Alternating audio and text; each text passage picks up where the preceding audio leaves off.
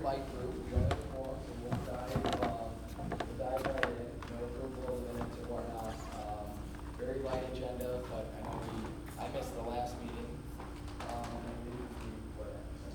We didn't meet in November, so I just circulated our regular update report because we didn't have quorum in November, and I know we struggled to get quorum for our February meeting, but we figured we'd go ahead and meet tonight.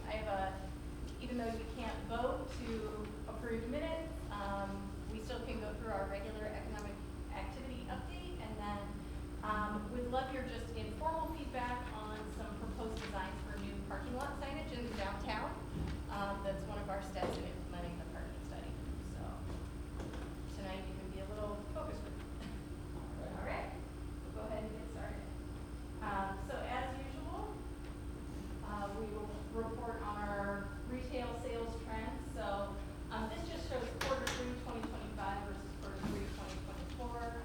As you probably remember, our data from the state is trailing, so we only have through the third quarter of last year available at this time. But quarter 3 was 9% higher in 25 than it was in 24, and then through quarter 1 through quarter 3 for 24 and 25, we're showing about an 8.5% increase in 25 over 24, 11.8% in the food category increase, and 8.9% increase in eating and drinking, which are two of our largest categories. Apparel and general merchandise are both down, and year-to-date increased sales. Remember that our sales tax, our municipal tax, reflects 1% of total taxable retail sales.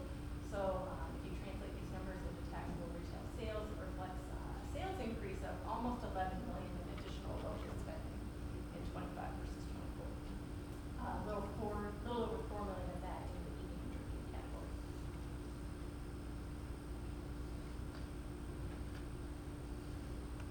Our total permit volume for 2025 finished the year on par with our 5-year average. As you can see, August and September were really busy months for us and considerably busier than in 2024.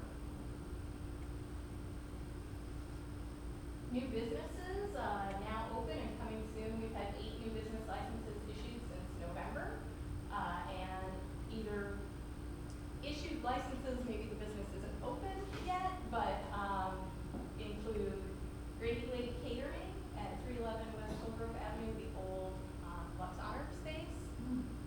Crepus Lychee at 50 South LaGrange Road in former Forbidden Noodle space. Swell House, which is a vintage and new home interiors products retail shop at 46 South LaGrange Road, the former Whisper Home location. And Scale Model Stash, which is a model and hobby shop at 108 West Callender Avenue. Is that the old hobby shop location? No, that's the old Pillars building. Oh, okay, okay. Cool. Jeremy, what about the place on, like anything? That has a big banner up like Italian Pizza Mafia. Mm-hmm. Yes. Is that? Does not appear that that is happening. Okay.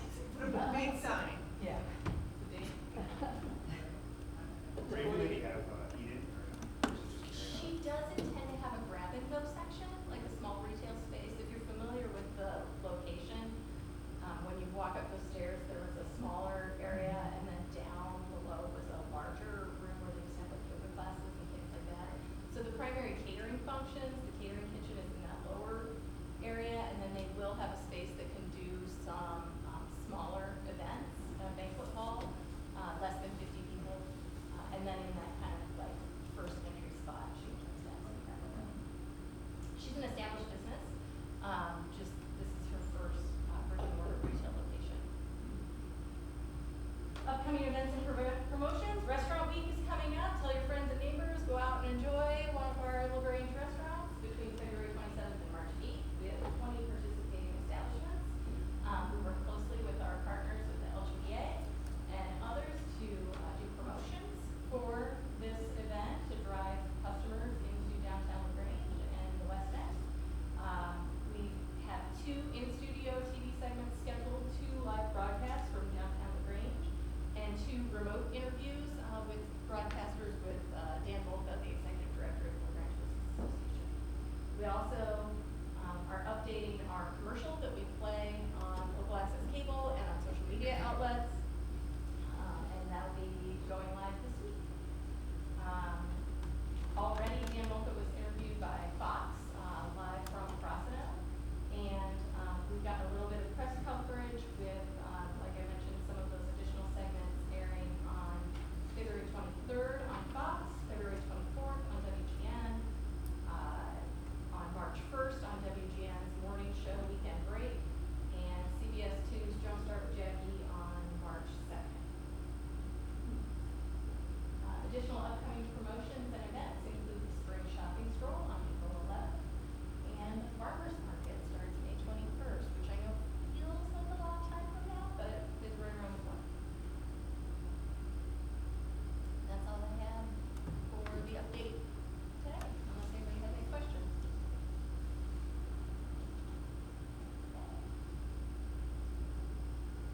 Moving right along, as I mentioned, in front of you,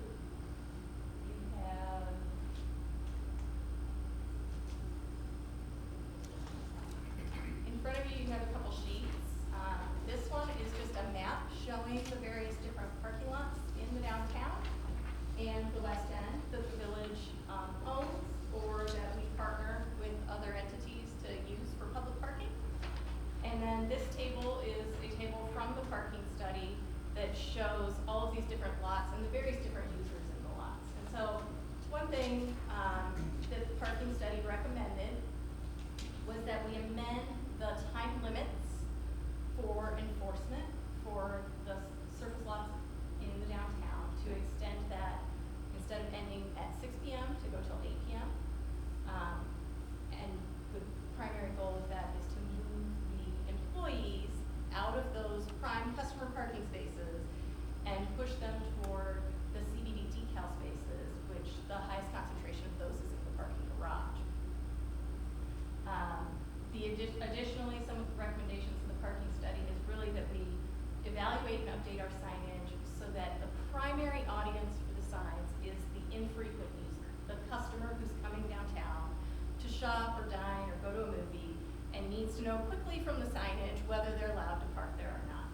We have a variety of other permit users, people who live in older buildings near the downtown that are eligible to receive daytime or overnight parking permits, commuters, employees in the CBD and in the West End. And all of those people have ways through which the village can communicate to them as to the regulations that apply to their permit, when they're applying for their permit, when they're renewing for their permit. So really they're the secondary audience for any signage. The primary audience for the on-site signage is that public parker, because that's all they've got to rely on. They don't have another way by which the village is communicating with them on parking. So we've been working with Carbon Cloth Sign Company to inventory all of our signs that we have in all of our lots. I've personally walked all of our lots twice with the employees of Carbon Cloth, looking at all of the signs and the posts and how many signs we have and what size they need to be, and working on how to best communicate really a myriad of regulations that apply in these lots. And I think one of the things that's distinct about downtown Grange as compared to a lot of other places that you might go, oftentimes there will be, say, a parking garage that has permit parking and public parking. But the permit parking is certain designated spaces only, right? Like they might be numbered or painted a certain color. In LaGrange, most of our parking, even if it's available for permit and public, the same physical space may be occupied by more than one user at various different times of the day. And that makes it complicated for signage, but really helps us optimize the inventory of parking that we have.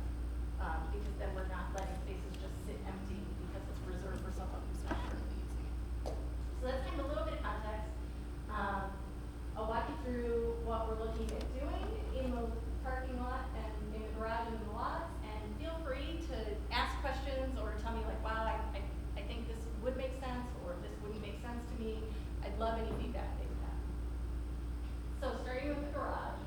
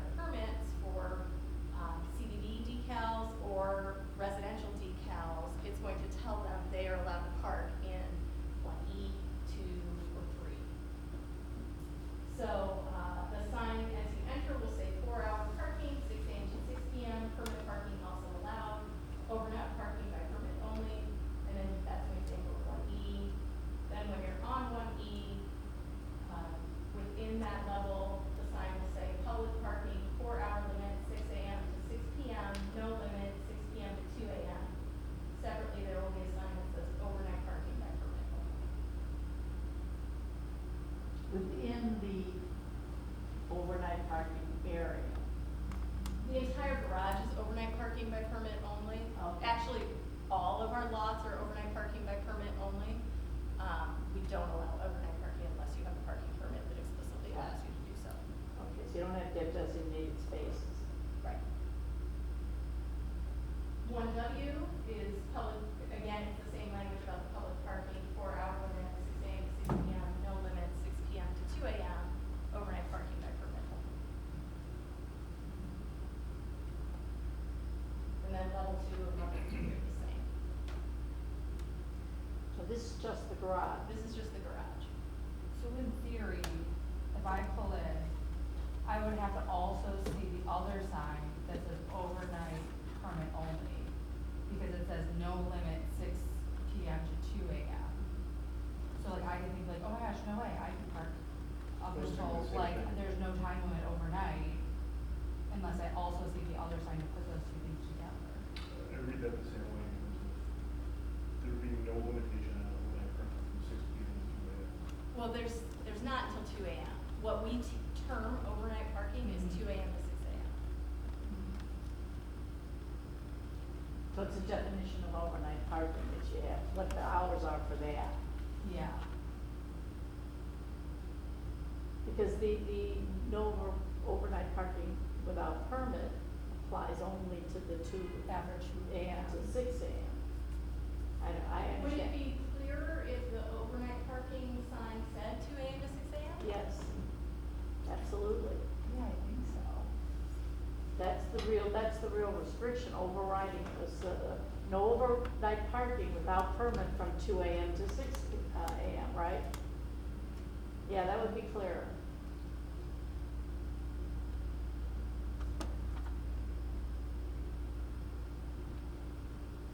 Yes, no, differing thoughts. I mean, if you wanna read it literally, I mean, 2 a.m. to 6 a.m. is not covered there, so, but to your point, it's not clear what that Yeah. means, so. Okay. I'm approaching it as I don't know anything. I'm Right. you know, I'm an Right, like the outsider and I first have to time figure it you're all coming in, out. How yeah. do I make it the simplest for someone who doesn't understand it like we do, you know? Well, and that's when we're even overnight, 6 to 2. Right. Because it's gotta say, it's like, you got a 4-hour limit from 6 to 6. Obviously, after 6, you're not paying attention, and then, meaning you're not, it's not being monitored. And then you've got overnight parking at 5 is limited by permit. Or you just say permit only 2 a.m. to 6 a.m. and just not Yeah. have There you go, yeah, oh, there you go, yeah. Yeah, that's the Yeah. distinction. I feel like so many different levels makes it like a lot to take in, Yeah. so many different like time frames. We used to have in earlier iterations, we had the 4-hour parking, 6 AM to 6 PM, and then we had language about by permit Permit only overnight 2 to or something like 6, that. Yeah. But then the feedback we got was that it was confusing, that after 6 PM you might think you needed a permit, which is why we separated the public Mhm. parking regulations I agree. from the permit parking signage. But we could say just public parking 4-hour limit, 6 AM to 6 PM.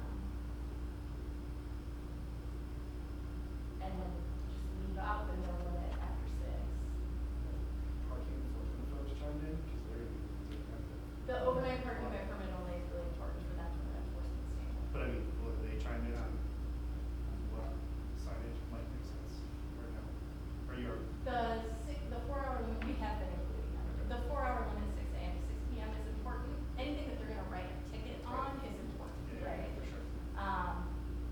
With the public parking. You have to make it, it has to be crystal clear. Right. But I think just adding, like you said, to the no overnight parking with permit between 2 and. Just 2 AM to 6 AM. Yeah, you don't have to over-explain it. Okay. But you also said that they're talking about changing it to 8 PM instead of 6 PM for the public. Not in the garage, all of the surface lots we Oh, are. just the The garage is outside remaining at lots. 6. And the reason is, we're trying to push the downtown employees, that server or busser that comes Into on the shift at garage. 3 PM to go to the garage instead of parking about 5 where everybody else is. Yeah, close to the restaurant. Okay, I'm okay with that addition. I think that would make it clear. There's a, back on that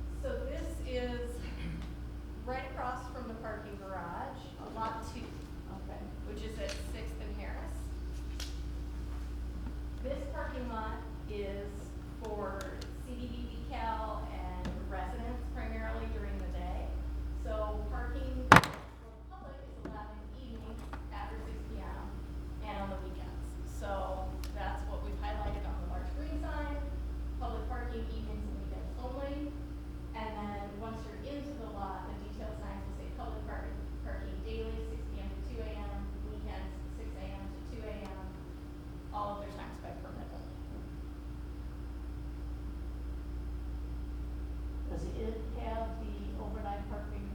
Yeah, pretty much all of the lots, you'll see a sign that says overnight parking by permit. And I think all of them should have the hours, 2 AM to 6 AM. whatever it is, yeah.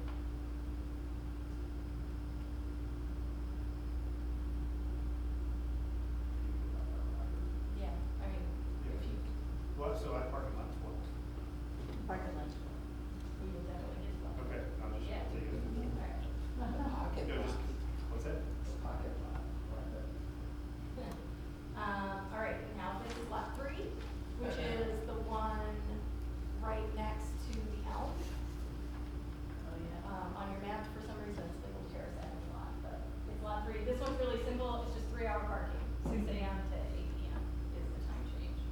So, there's no other users in that lot, there's no permit parking, it's just public parking, 3 hours. There's no the restaurant doesn't have designated spots, do they? Nope. I didn't think so.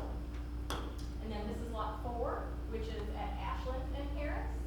This is similar to lot 2, where it's reserved, during the weekdays. This one's reserved for CBD permit holders.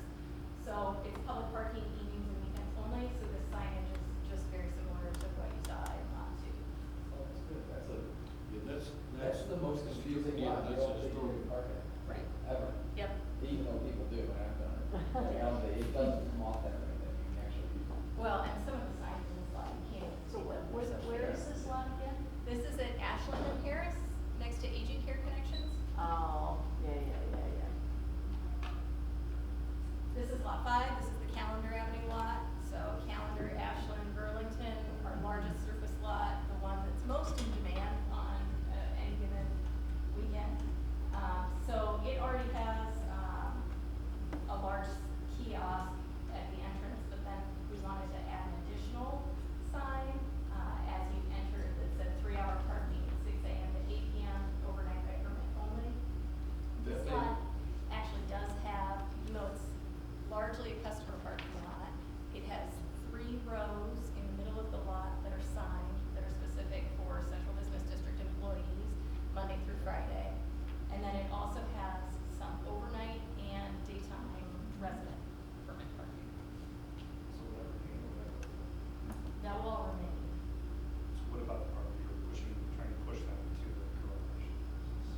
Yeah, so the people we're really trying to push to the garage are the people that aren't buying decals right now at all and are just able to park freely.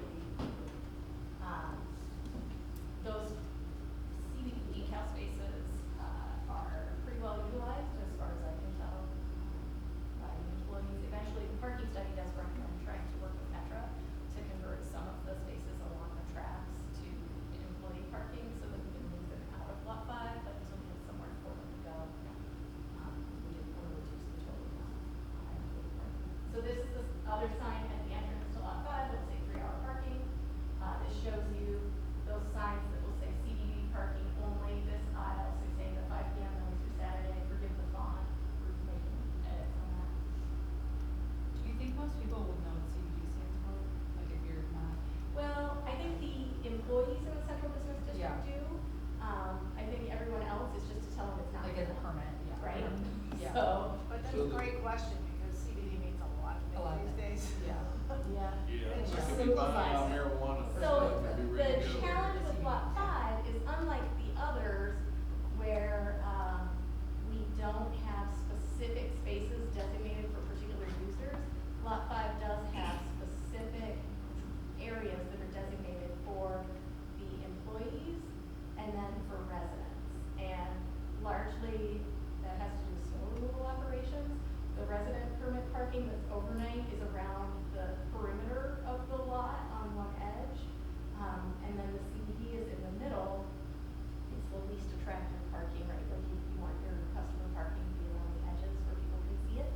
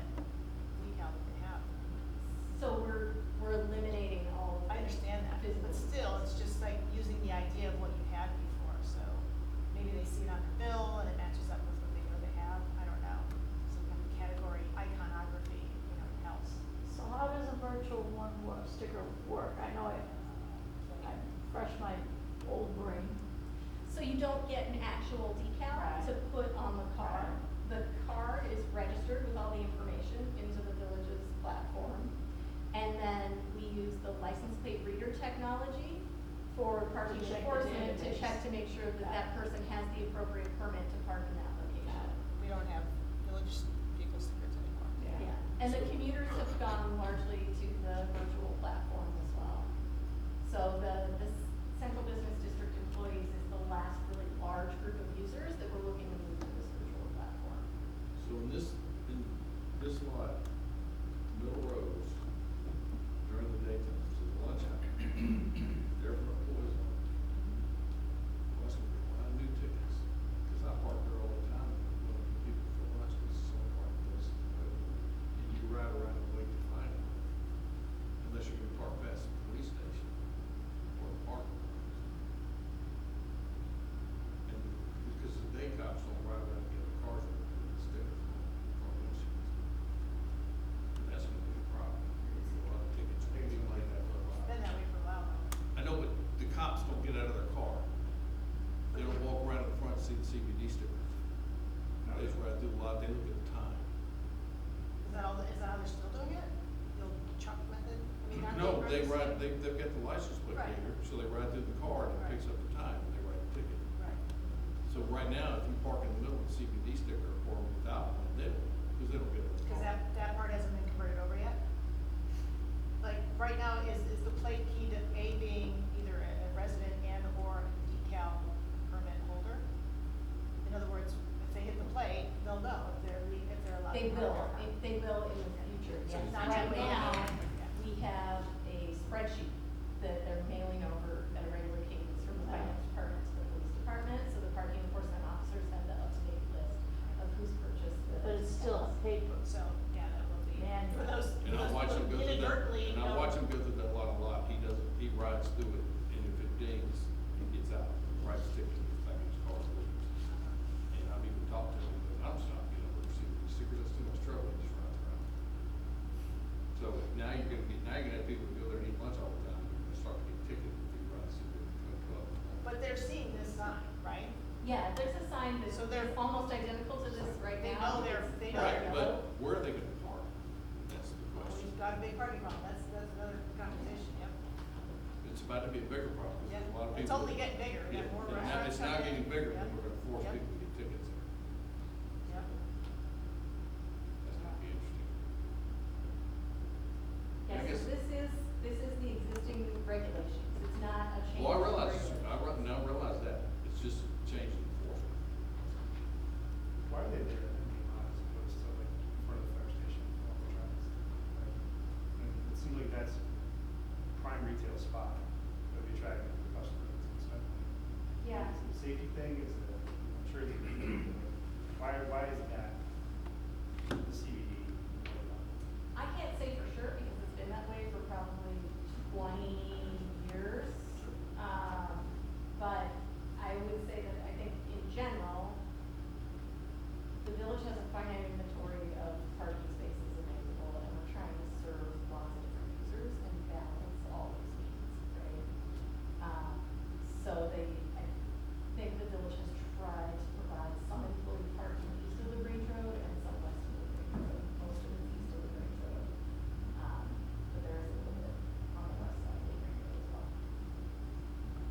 I mean, I think the parking study does acknowledge that we would like to get those users out of that service lot because it is the most in-demand customer lot. But we have to find a place for them to go that is not, too wildly far afield. AT&T lot, how's it going? You know what? The AT&T parking lot, where the police station. Yeah. Yeah, we can talk about that offline. Alright.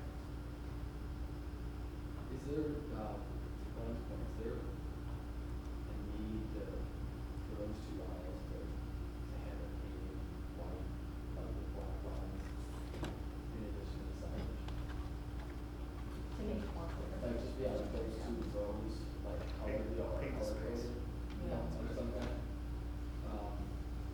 I've never noticed, cause those signs are not as, even when it's up there, you're not like parking in front of it, you won't You'll never know. necessarily know you're in the aisle that you're not supposed to park. Do you think that's something we talked about as well, is using paint to distinguish the various different permit parking locations. Do you think that would be confusing to someone who's coming after 5 or on the weekend when it is available for public parking? Or do you think the benefit would outweigh that? Need visual signs that just go away. Yeah. Yeah. That's a lot more expensive. I know. Solve the problem. Could you make this sign have more color or something to it? I think the white kind of. Black on white is the highest contrast that you Oh. can have in signage, so that's why we went with black and white, except for the things that are the branded, Yeah. purple or sure. Okay. Cause those signs for the CBD permit, where are those signs current? They're in those exact spots where you see them in those images on those posts, but they're a weird kind of off yellow color. But if I'm just driving down the road looking for a parking place, I'm looking at the bumpers. And if I don't park right in front of that post, I just drive to the place, jump out of my car, never see it. I mean, I guess we can see how many complaints we get, 'cause it'll come up quick in a hurry. Oh, yeah, people don't like it till you hear about it. Yeah, the rest of the businesses will complain in a hurry if their customers from it too. I think those that live here, I think the problem is truly visitors, and we get more and more of them, and that's what we want to see. The residents know all the spots and all, if you've lived here long enough, you know every nook and cranny and trick, that there is, but the visitors have gotta make it as simple as possible for visitors. Because we all know, I don't even need the signs and I know where I can park now. So it's what would make it clear to a person who doesn't know the area. So we did think about using different color paint to stripe those spaces to make it more clear. That might be your evolution. Yeah. If they start enforcing those two brands, we'll call it out.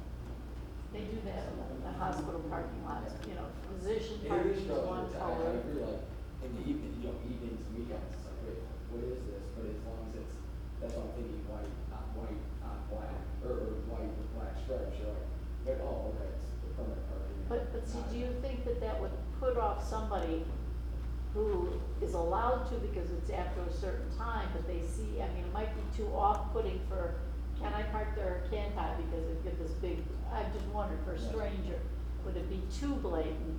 And they would think, well, I better not park there. When you're not sure, the first thing you do then is look for signs. No, that's, Yeah, and that's right, what they sure, color, right, it yeah. corresponds Yeah. to each other, like, Yeah. oh, that's what that means. But these signs aren't Yeah. scary, so I know you can't really see it, but you can just tell from looking at like a lot of signs that are really trying to communicate in big, offset Yeah. to the color. Is the Yeah. no part. Yeah. That's Right. kind of a clear signal that this may be not okay, at least for the moment. Yeah. So I wonder if the design wise could be CBD permit parking only, that part could be black with the text offset in white, and then the bottom part is the info.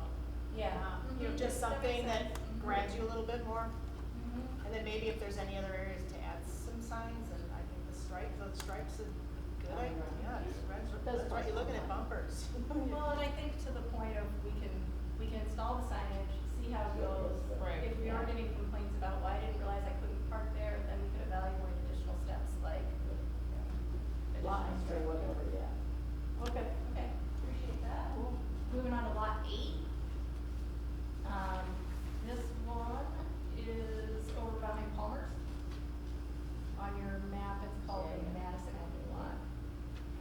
So again, this is another very easy one. It's just a 3-hour parking lot, just for the public, nothing special.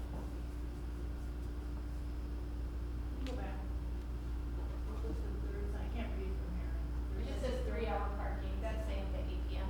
6 a.m. Some of them, some of them have 3-hour parking with directions, and every now and then they'll have the time on it. This one has to have the arrows because of the way that the private parking lots abut this parking lot. We have to make it clear that it's Horton's these is over there. spaces in that area, and it's not inclusive of the ones as you go over to Palmer's property and Horton's. And in how many places will the, what did it say, 6 a.m. to 8 p.m.? And how many places will that be? You have listed? 5 of those that say 6 a.m. to 8 p.m. in this lot. Okay, so this is lot 11, this is the 6th Avenue lot.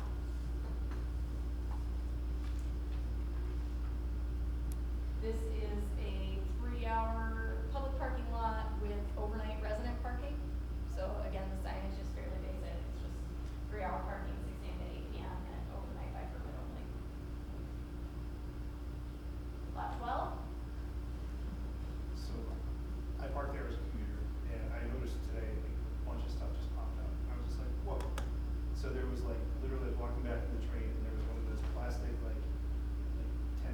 sign that says public parking and pointed toward lot 12. And then I walk in, there's no overnight parking signs, I think, or overnight by permit only, which are sporadically around it. And then as you come in, there were two, like, pretty good sized signs that just came in, so like lot 12, and so like commuter parking only, like Monday through Friday, whatever. It was like overload, right? It was like something here, something there, something there, and it wasn't all in one spot. And so it was just a little bit like, unless you like walk around, I don't know that you figure out all the restrictions that would take place there, because it was just like a little bit from column A, a little from column B. Oh, And so, like, yes, whoa. I agree. We also have a sign at lot 12 that's like not even like facing the right direction, like for a driver coming into the lot to see what the restrictions are, so it's kind of a hot mess. I'll also say I'm on the recurring, billing or whatever, and you have to use the app, which is fine, I get it, but like, all the emails would go to my junk. No matter what I would try and do to like try and get like it unjunked so that I would get notified, like it never seemed to really work. So you're saying there's a process to notify? I don't think it works that well, at least it doesn't work well for me, I'll just say that. That was one thing I'll say, that I found frustrating. To your point, when I initially moved there, it got into a lot, like, I haven't had any issues because I do tend to drive two different cars there from time to time. You have to like go into the app and like change over the plates of the new car, or else you get a ticket. And why can't I just register two cars? I mean, obviously, if there's an auto reader that goes through there, like if you see both of my cars there, and they're not permitted for two spots, like, get a ticket because of that, but like, do I really need to go to the app and like, switch it over every time? Or can they just both be registered to me? Like, it's not that big of a deal, but it's kind of a pain, because like, if I forget, I'm gonna get a ticket. Like, it's just kind of annoying. Sorry. Yeah, You no. probably didn't realize this was gonna turn into like an investigation. but- No, that's fine. I know, I appreciate the feedback. I think it's important to know, how things are functioning. I don't know if our current software is sophisticated enough, that if a person has one decal, to know that it's an either or. It's not one decal, vehicle. or not decal. Well, but if, understood, but we can only sell a certain number of I permits know, for the I know. lot. Sorry. And so I don't know if it's sophisticated enough. It's certainly a question I'll bring back. to Again, our team. not the biggest problem we're dealing with the face, but it's just kind of like, oh yeah, I don't remember, or is that the car that I registered, or, Yeah. I guess I'll find out in a couple hours. Sure, Um, yeah. So this one, actually, the regulations for this lot are again pretty straightforward from a signage standpoint. It's a commuter lot, Monday through Friday. So it's public parking evenings and weekends only, and then we do have residential overnight parking that we allow in this lot as well.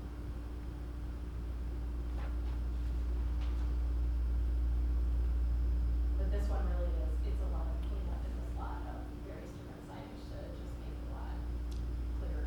Is this your final design that you have? And if so, can you have weekends closer to the 6 a.m. to 2 a.m.? Or what, how is, I'm reading it weirdly, like you have daily 6 p.m. to 2 a.m., right? And then weekends? Yes. Is it weekends 6 a.m. to 2 a.m.? Yes. Yeah, the spacing That should be close. is not totally Yeah. finalized yet. The language is what we want it to say, but there's still a little bit of tweaking on the formatting. And then I would just take just down a point or two on the all other times by permit, just, everything's weighted equally, so it's hard for me to read. I would even bold public parking daily, like there needs to be better graphic design on these, I think, just a touch would go a long way. Yeah. Otherwise, it's just like a paragraph instead of a message. Yeah. Can somebody buy commuter permit and overnight resident permit for that lot? Well, that was gonna be my question, as a commuter permit, can I park overnight? No. Because that's what the permit is, right? By But- permit only, like I interpret that to say, oh, I have a permit. But that's why when you are purchasing your permit, it's going to tell you what lot you're allowed to park in with that permit and what that entitles you to. So that process is confusing as well. And I did do it on the phone with one of your folks, and it was like, I think I registered as like a non-resident or something like that. Because I wasn't, like, I'm a Grange resident, I've been here for a bunch of years, but my permit is like a non-resident permit, because the resident permit is the overnight. It's something like weird like that, and it was like, if I wasn't on the phone, I totally would have. Agreed. There's a lot of communications beyond the signage that will be running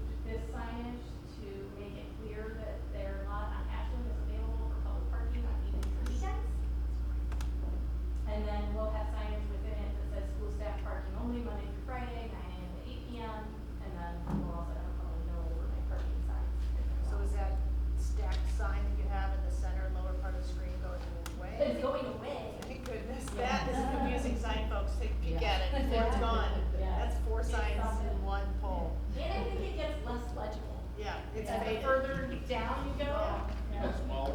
well, they get more worn, I think they're older, yeah. The only thing that's confusing about this is that it's not used that lot on that Friday at 6 o'clock, there's no rules. So technically on that side, it's that you can't get in until 8 o'clock. Yeah, on evenings, weekends, like it's Yeah, you're right. semantics, You're but I right. mean, it's It's a, 6 p.m. and especially in the summer, it's a used lot, Yeah. it's 6 P.M.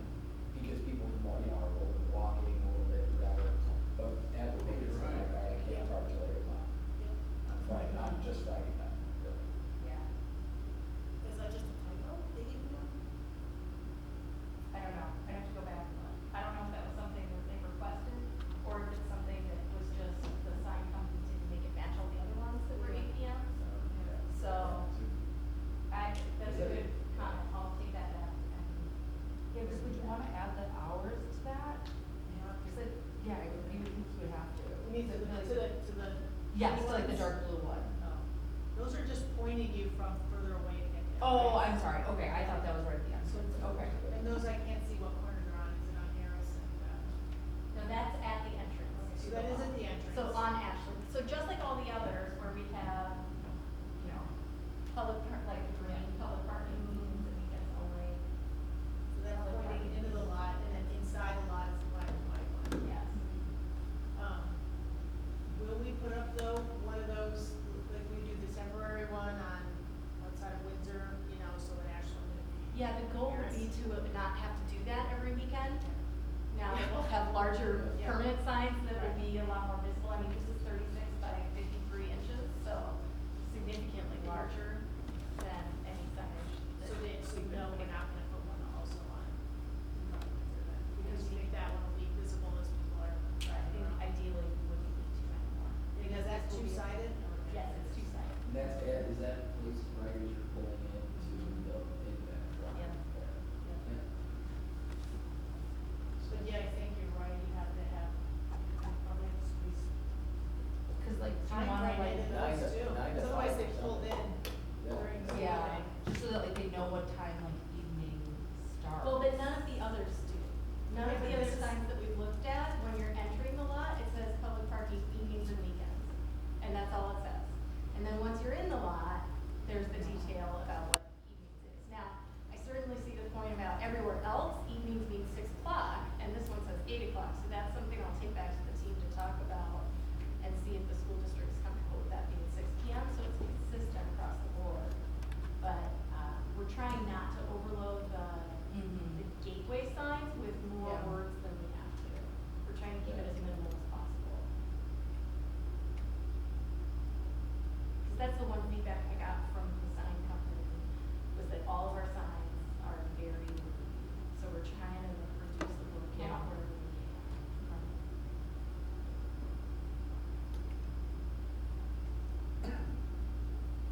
And just try to be more consistent.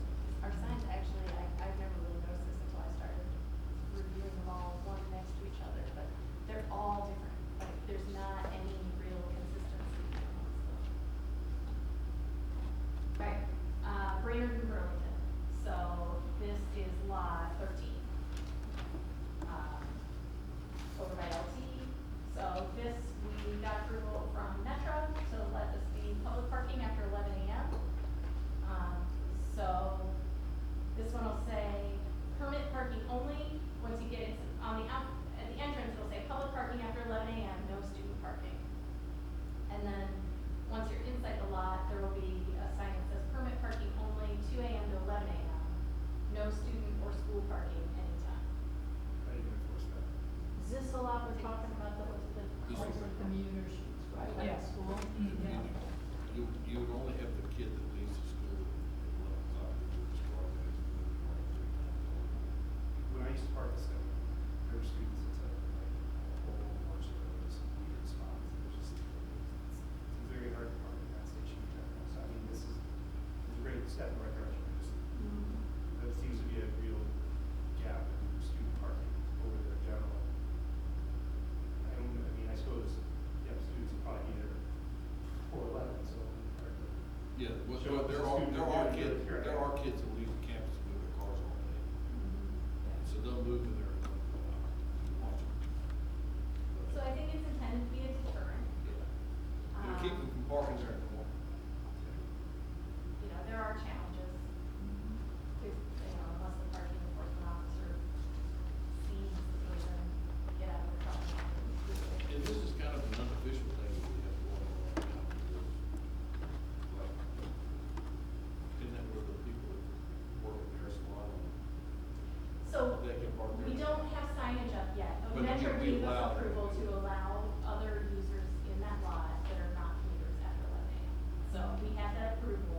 We just don't have a sign yet. And the high school kids didn't show up. We probably should put signs that way the high school kids can walk. So if I'm a commuter, I can pay $50 a month or whatever it is to park there, but everyone else can park for free after 11. Everyone understand? Because the thought is that you're gonna get there while there's parking spots. So it's almost like your guaranteed spot, it doesn't fill up until after the majority of commuters have already come in. So it's banking on commuters going in early, Yeah. right? If I had the dentist appointment that day, Right? and then I had a spot, I'd pay 50 something bucks. Yeah, but given the train schedule from Stone Avenue. Fair, I'm just playing devil's advocate. No, Yeah, yes. I think it's different at the LaGrange Road Station where we have trains running inbound all day. Stone Avenue has a more limited schedule at this point. Yeah, from the time I started commuting to now, it's half of what the stocks are, like, Stone, at least half gone. And unlike the central business district in the West End, the village does not have any village-owned parking facilities that are not on-street parking spaces. So Lot 13 doesn't belong to us, it belongs to Metro. So we have to get their approval if we want to do anything different there. Unlike in the central business district, where we have numerous parking lots that we all just went through that we can make available to a variety of users. We're very limited in what we can offer to employees in the West End and customers. And this has been an unofficial agreement about being a separate, we told all the employees. Almost a year. We give them more spots on Hill Road. No, we also told them they could park here too. But I think it's in a lot, but hopefully that happens most of their week, right? You got like a block or two on the street, that would be, yeah. But yeah, this is, this would get used over there, which is great, because there's usually 20 or 30 spots over there in a day. So I appreciate all the feedback. I'll take that back to the team as we're working to refine the sign designs and, really appreciate you taking the time to go through all of them. One more, I know it's not our lot, but I feel like it's, the sweet spot of parking is the Costa Avenue on, Madison between Costa and Paris. And I think there's school signage there now that says you can park there on the weekend, but That's changed a lot. would they partner with us to do something like we're doing on the teacher lot? It's the They're parking on diagonal both sides, spots. they're parking on both sides of the Costa. Yeah, no, so the diagonal spots going north and then the diagonal spots on the school lot going south. Those are like, those are those unknown, like if you're anywhere south of Harris, it's easiest spot to park, in my opinion. The ones that are on the school's property. The ones that face, are- like, that go towards the school are the village, and then, go like face west. And then you've got the diagonal spots facing south. Sure. That are good spots. So, I think it's definitely a conversation we can revisit with the school. They have some significant construction planned in the next year or so at Cossett. So Oh, yeah. probably better to revisit that once they're complete with that project. Okay. They've been very, very flexible in conversations on utilizing and sharing. Yeah. It's a good partnership that we have. We, they get parking decals for their employees, that park in that Ashland and Harris lot. We also make spaces available on the street, and they work with us with letting us use their facilities at their off time. So it's a good collaborative, partnership.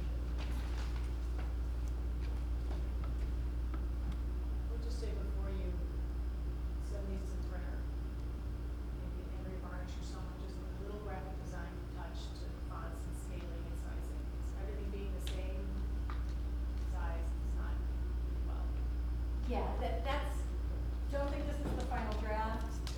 That was me editing the language in what the sign contractor had sent over. Because we've gone back and forth between the finance department, the parking enforcement division, everybody adding their 2 cents and revising things, and so we're trying to put it our,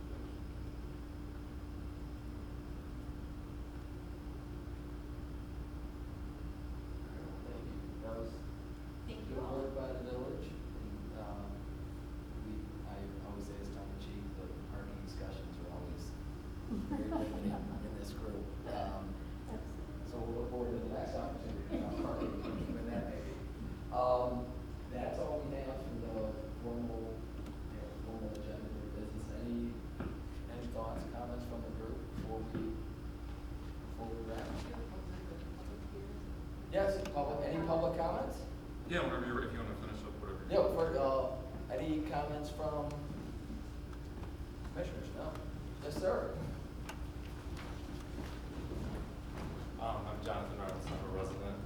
Real quick, can I ask, will this signage replace those, our temporary A-frames? Are we intending to get rid of those with this new signage? Our hope is to be able to use a lot less of the temporary apron signs, if not completely. Get away from, yeah. Basically, I'm here, basically through my adventure in life lately. I have presented new code requirements to the plan commission. One of those was to record that meeting so that someone could see it that had no clue what it was, how it functions, or what was on it. And in doing so, we ran across the reality that the camera equipment that sits in this room. We paid somewhere between $35,000 and $45,000 for that equipment. And the promise was made that those would be running in any meeting room when they happen here. So basically, I'm making my way around to say that, as the chairperson or whatnot, that needs to be on the next agenda to look at that. For the planning commission, you have a draft copy of that. It's nothing crazy, it's nothing special. It definitely doesn't need to be the production of something like the trustee meeting.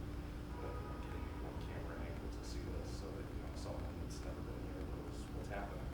I've heard a lot of, things here happen in the dark, but the reality is a lot of things are debated, discussed, worked through in these committees, but nobody can see them.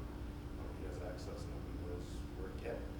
And so that extra, transparency, that hopefully increased community engagement, those kind of things is what that video is really going to do. If I want to know as a resident coming to town, what does this commission do?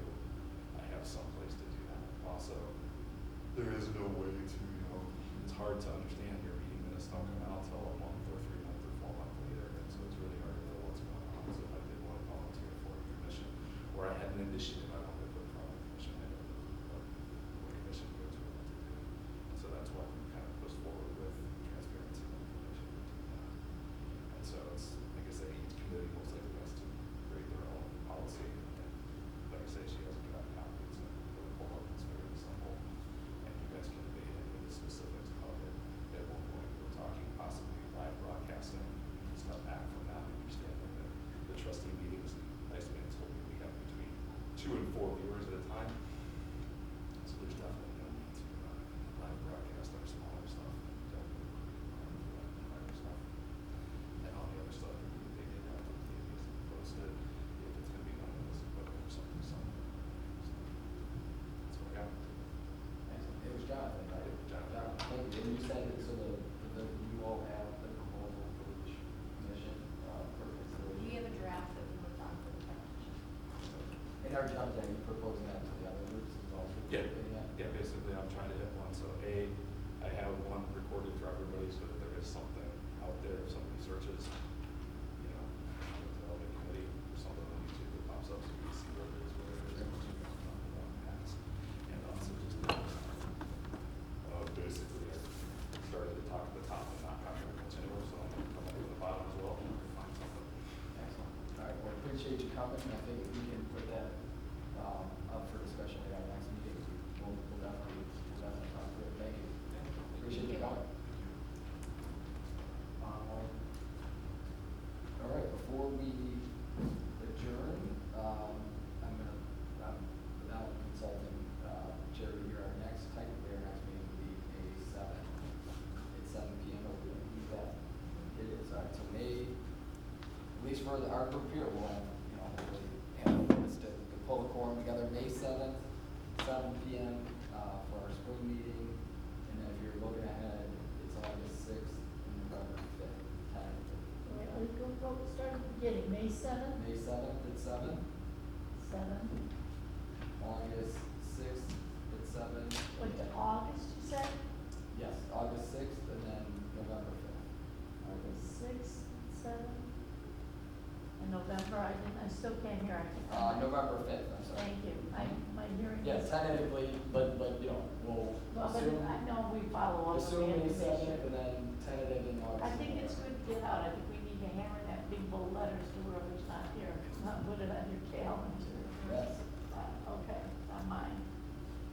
All right, well, we don't need to formally adjourn, but it's good to see all of you here. Yes. Thank you for joining us and for the comments on parking and the village staff for